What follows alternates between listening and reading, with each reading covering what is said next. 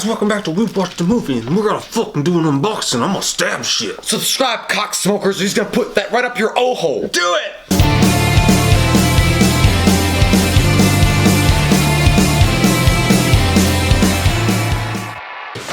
Shit. Goddamn you, Micah!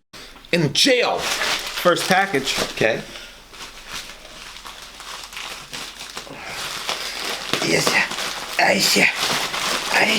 Yeah, but also apparently he missed a call on Superman because he was playing World of Warcraft. We'll do one of the videos. I know, but I want to talk to him about it. You can see the conversation we were having off camera. We were talking about Henry Cavill.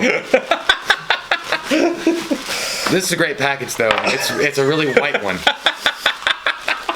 I'll believe that in. Because you were so fucking we were having a conversation off camera. Okay. Anyway. Oh. Fucking unboxing time. All right. Let me get into it. Motherfucker, I'm dimming your lights. Those teleprompters are fucking blinding.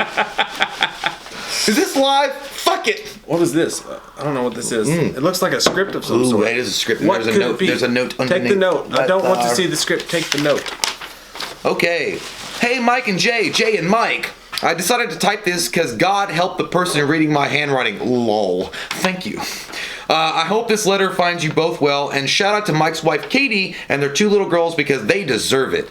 I've been a subscriber for a couple of years now and will be for life, and a proud member of the Patreon army. I just want to thank you guys for all the hard work you're putting into the channel and for continuing to be awesome. Well, it's hard work, and we also go to GNC constantly to get awesome pills, and they're running out. I like to take Creatine. Your nipples are getting weird. I know, it's strange. You have helped me through some very tough times. Obviously, I'm subscribed to other people, but Wham is the only channel I binge watch. When I'm watching your channel, it feels like I'm hanging out with good friends. Horror is my favorite genre, but I grew up mostly watching Friday the 13th. Hopefully, it gets out of court and stops dragging its cockholes. Amen. As I come across your channel, I become more familiar with Nightmare and Halloween as I didn't really grow up with them. That's cool, man. We get to talk to them.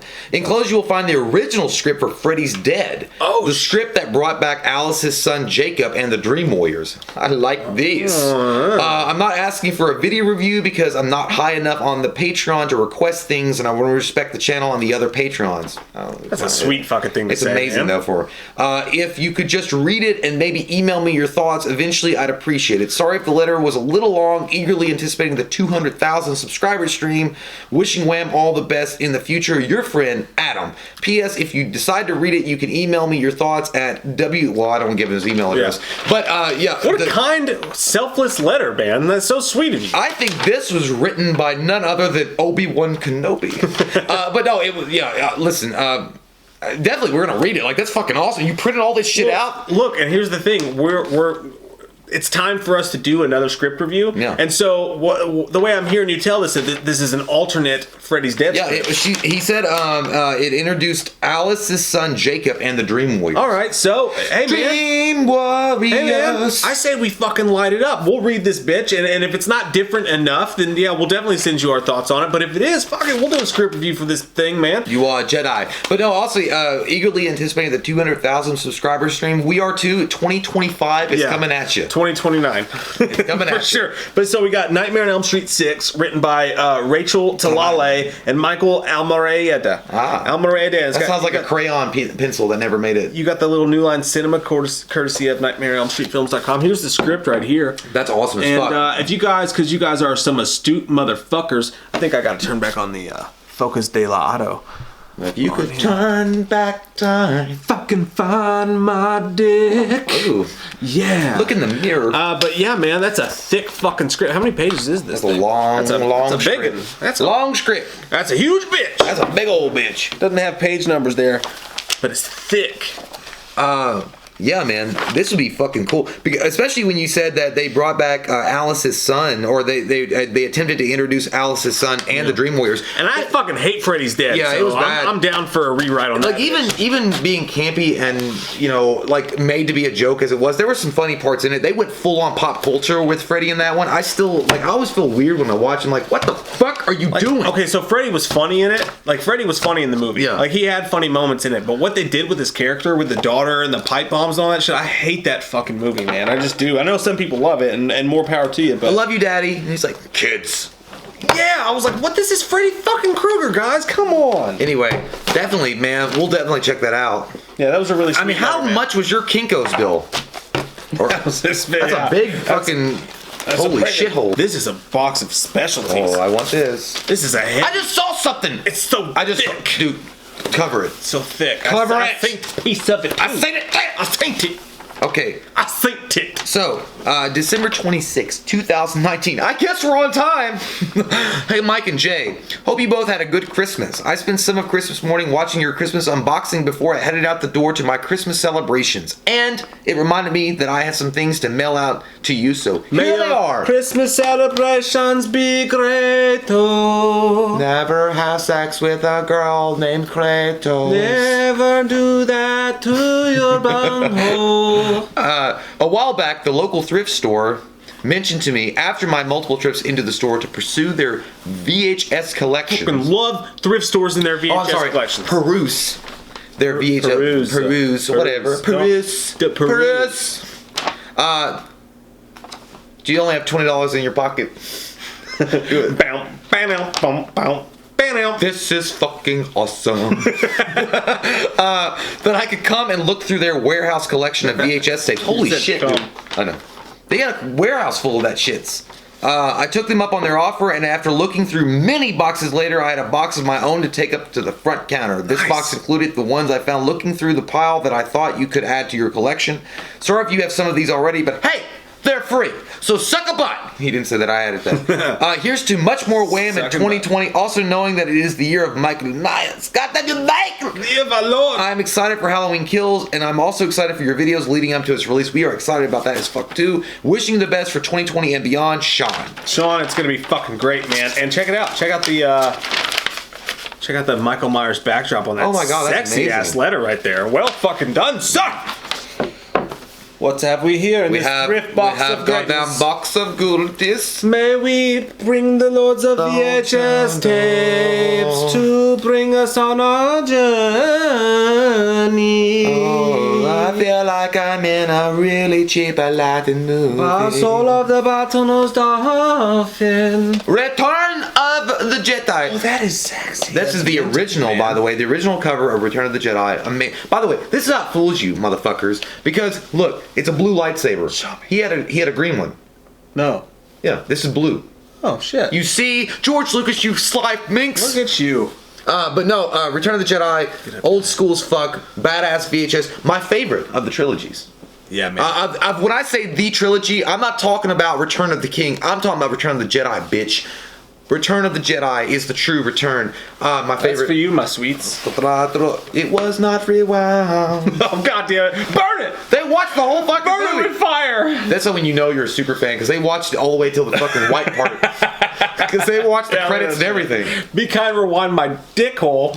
Oh man, that's cool as fuck. My dad, when I first got introduced to the Star Wars trilogy, he had like this kind of stuff. It was like a special collector's edition that came out in like the early 90s or something. And it was like all the original covers, and it was like a cool set. I remember this cover, but I also remember this cover going to like Blockbuster and stuff. It was the original cover. The first time I ever watched the Star Wars trilogy, I'd stayed home from school sick, and my dad had it in the VHS box, because we had like, back when VHSs were like nice and fancy, he had the little VHS lockbox looking thing, and I pulled it out, and it was the gold and black trilogy. You know what I'm talking about, right? The gold and black one. Oh yeah, I have those still. Dude, I made popcorn, and it was a special occasion. Amazing. I even melted the butter. Oh, you got the full screen? No, it was on a little. Because the gold one was full. It was THX. I think it was THX. Oh, you got the. Oh, I know what you got. Yeah, I got it. But I had a little bubble VHS TV combo, and I watched all three of them in the same day. And not only did I pop popcorn, but I even melted butter myself. Poured it on that bitch. Dude, that's the thing. When you if you go to the video store or you owned them, or when you got to buy them all at once, because I never got to buy them all except later on. But when you got to you rented all three at the video store, you would have to make it a night where you would start with Star Wars and go to the Return of the Jedi in one setting. You like, fuck yeah, that's 6 hours of grandness. It was one of my favorite trilogies I ever watched in one setting. Jabba, free us or die. My first favorite trilogy I ever watched in one setting was when I sat with your brother Cody and we watched all three Godfather films in one day. That was a good fucking time. All right, what do we got here next?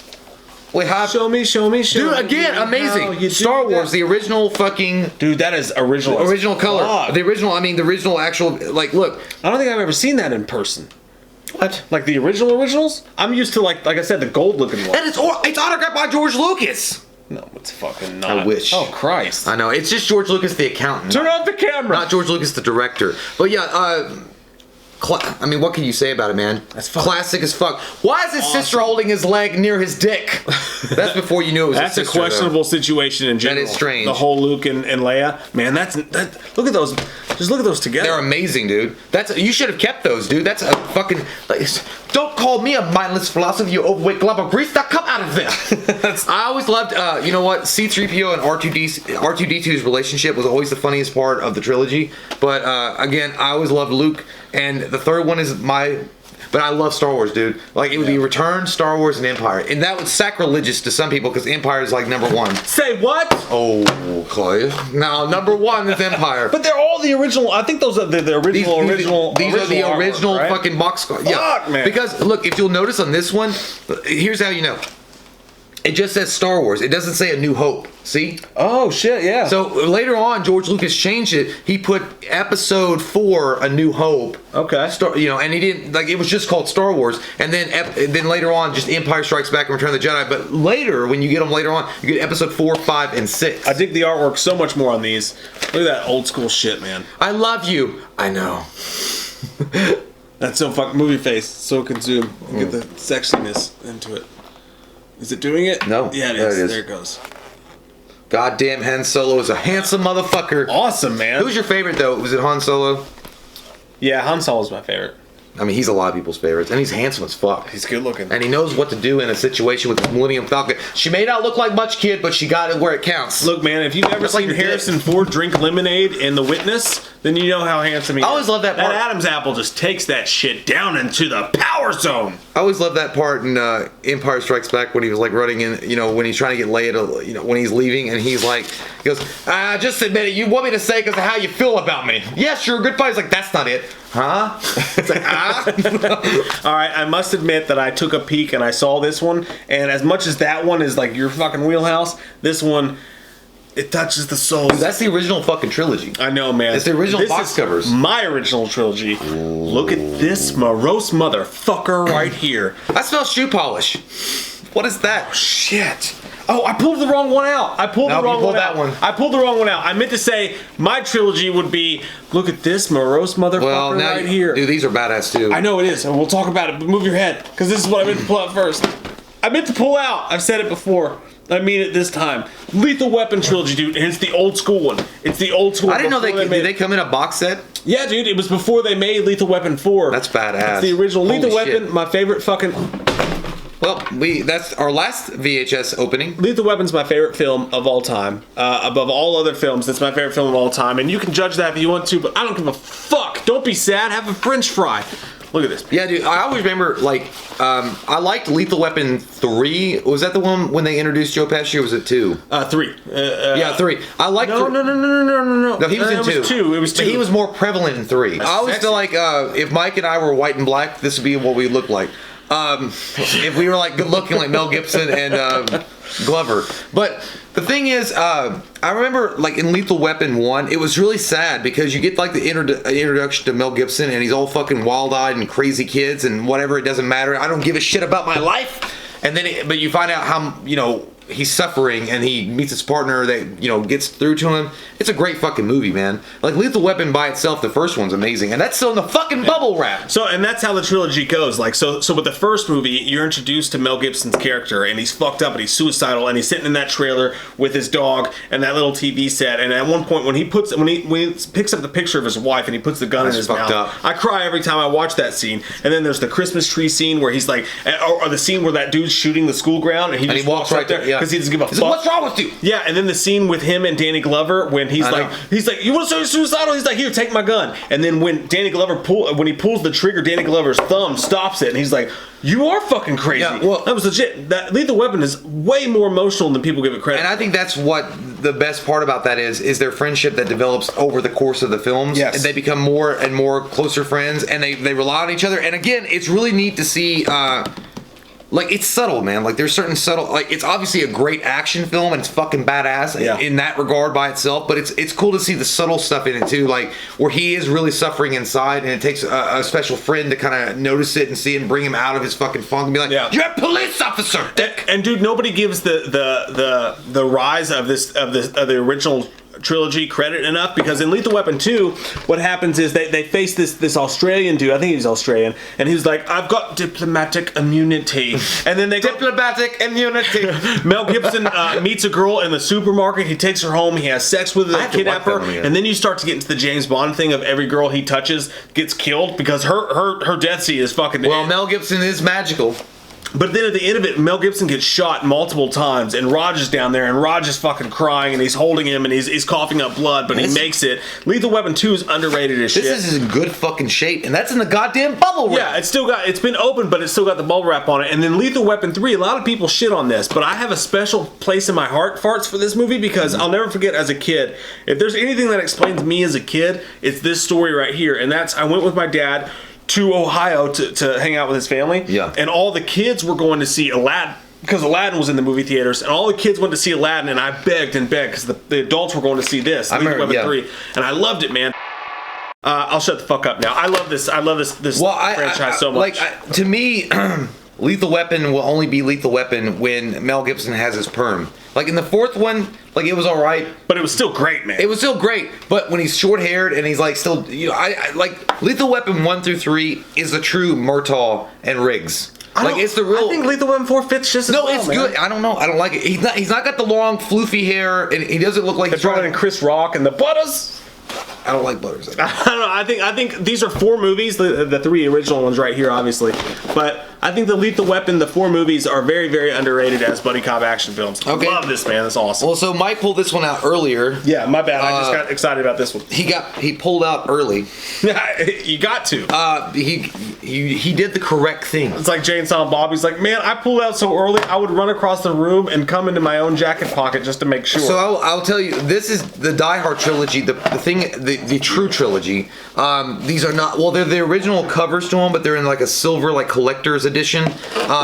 You got Die Hard, Die Hard 2, Die Harder, and Die Hard with a Vengeance. Personally, I love Die Hard, but Die Hard with a Vengeance is the true masterpiece of the Die Hard trilogy itself. Die Hard 2 is good too, but it's not as good. I won't argue it. Well, it's good. I mean, no, Die Hard 2 is good too, but Die Hard 1, it's weird. The Nakatomi fucking plot, like the building, it's amazing. It's like, welcome to the party, pal. He's like, why didn't you help him, John? Because you'd be dead too, asshole. Like, it's, dude, okay, so this is the hero that everybody wants to be. And if, like, you know, Lethal Weapon, you got a partner and you can be cool with your partner. This is if you're by yourself and you got to be fucking cool. It's John McClane. Go mind your fucking business about Holly, all right? Like, Captain Kangaroo. Dude, they're pretty as hell too. They got that sterling silver sheen to them. What a nice looking fucking. But I mean, honestly, in Die Hard with a Vengeance, that's when I had seen Die Hard back in the day when I was younger, but it was Die Hard with a Vengeance that really got me into the films and wanted me to go back and watch the first 2. Yeah. Because Die Hard with a Vengeance had just been like coming out in theaters, and my uncles who I lived with at the time, they were like old enough to go see it, and they came back and, you know, talked about it and stuff. And then when it came out on VHS, I rented it with them and watched it. It was fucking great. And I'm like, well, there was all this other stuff, and I had to go back and watch Die Hard 1 and 2, but Die Hard is, you know, John McClane or Bruce Willis. That is iconic. Like, it's the iconic Bruce Willis. If you think Bruce Willis, you think of badass cop from New York and won't take no shit. And he'll go to Harlem where and say, you know, I hate something, and you know, gotta have Samuel L. Jackson come and save the day in Die Hard with a Vengeance. But I think that movie franchise, for me, honestly, when I think about Die Hard, I just think about the first 3 movies. Now, I know that Die Hard 4,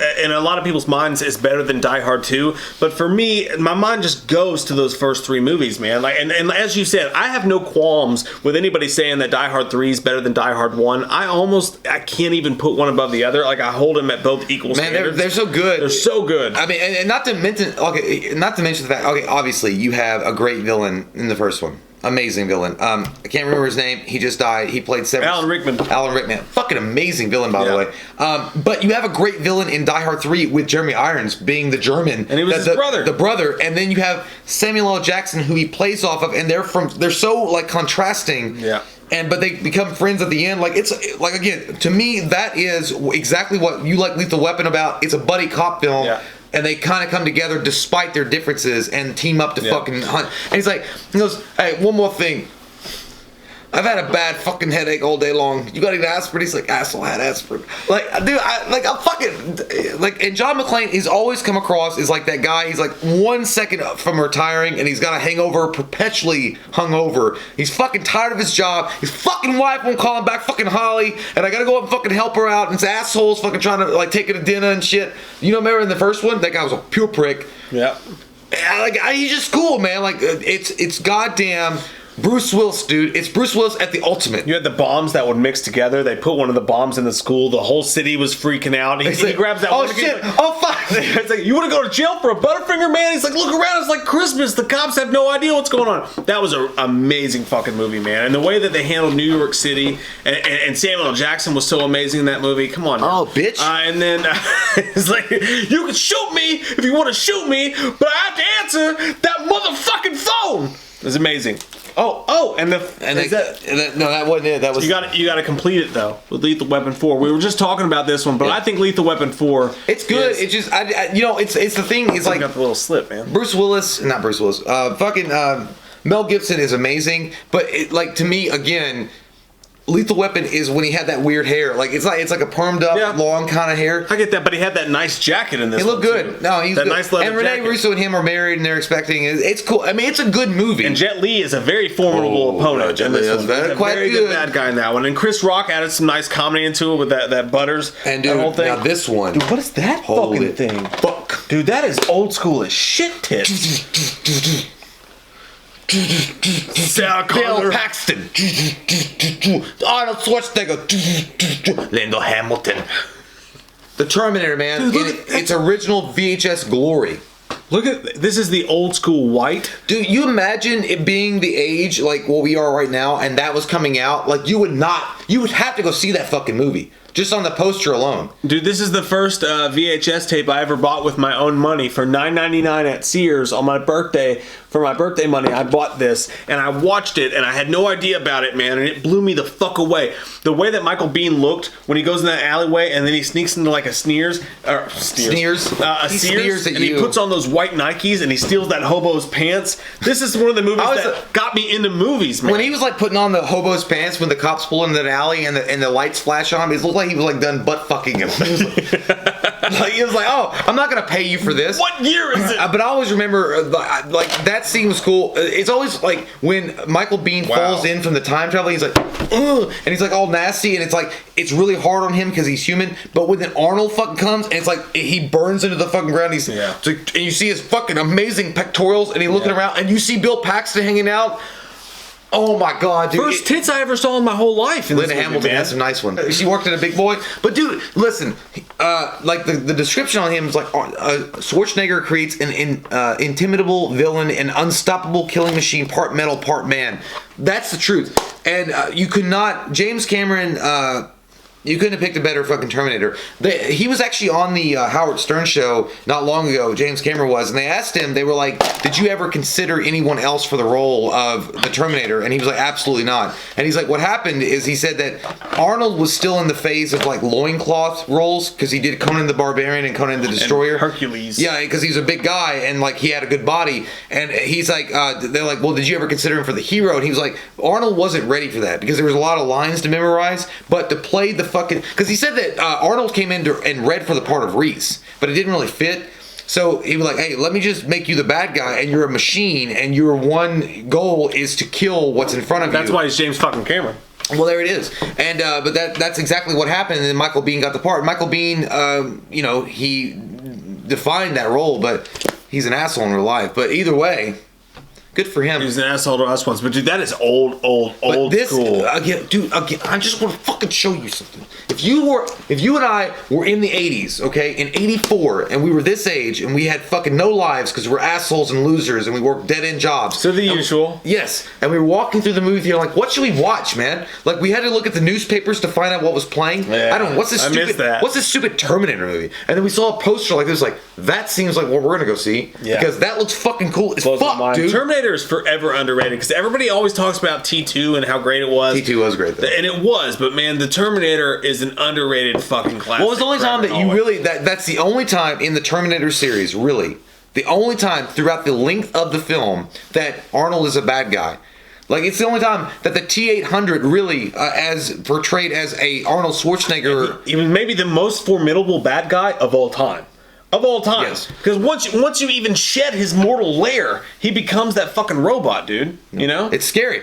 Dude, that's what I was going to say. Also, in Terminator, when he has that... Remember at the end of the movie when he wrecks the truck and he gets that on fire and he drops over and they're like, it's dead. And then he rises up and they do that B-movie thing. Yeah. But it looks fucking scary because he's all metal skeleton now and he's dragging his foot, chasing him.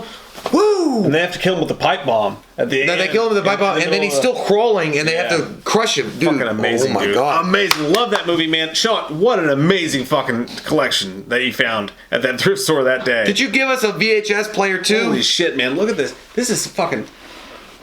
These are some goddamn classics. You know what? Guys. That is a whole fucking 3 weeks right there at Hollywood Video. You'd rent all those? Shit, That's fuck. 3 weeks Yeah, of man. good times. Oh, man. What an amazing fucking box that was. Thank you so much, Sean. That was amazing. All right, so we have... we have two... I think, yeah, we have 2 more boxes.